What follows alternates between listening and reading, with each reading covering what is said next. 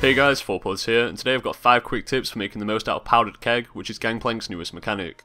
I'm personally loving this new ability. It's hella satisfying to pull off a good keg and watch your foe's health bar vanish. So let's get into it with my first tip, which is to make sure you're spamming Powdered Keg as much as possible. Obviously be careful of pushing out your minion wave, and sit on the cooldown if you need it in a few seconds to make a big play, but I can't stress this enough. Powdered Keg costs no mana and offers so much utility and damage. The fact that the damage dealt by the keg ignores 60% of your opponent's armor means those trades are really gonna hurt. Also, it instantly refreshes your passive, so if you use it correctly you can land a true damage hit through your passive, pop a keg, and then hit for true damage again. That's a lot of damage, so please abuse this.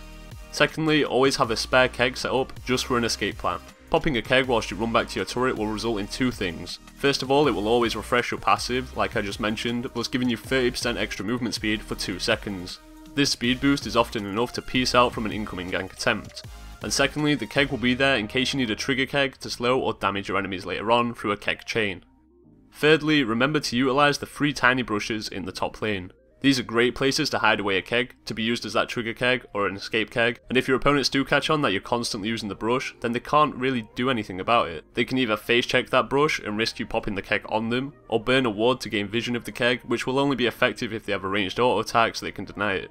When against a true melee champion such as Maokai, don't be afraid to aggressively zone your opponents away from minions by slapping a keg on top of the minion line. Kegs take a long time to manually arm at the start of the game. If left to tick down by themselves, they take a total of 4 seconds to become active. This is great to know, as it's going to be effort for your foe to try and slap down the keg, thus they truly have to respect it. If you utilise this correctly, Gangplank is effectively a zoning tool that requires no resources other than an ammo count, which is kinda crazy if you think about it. Oh, and also before we move on to the last tip, towers don't shoot kegs, so when you push that Maokai under his turret, keep up the pressure by covering your minions with a cheeky keg or 2. And the final tip for Gangplank's keg is to remember that they offer a small amount of vision when placed, plus you can use them to check the fog of war safely. The range to cast a barrel is rather big, so you can safely plop one down to make sure you're safe and sound.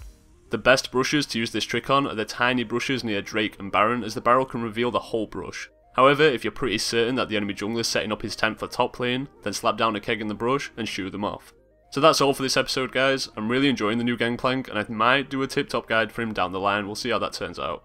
As always, feel free to leave a like down below if you enjoy my content and make sure to subscribe if you haven't already. Good luck with your Gangplank play, and I'll see you guys in my next video.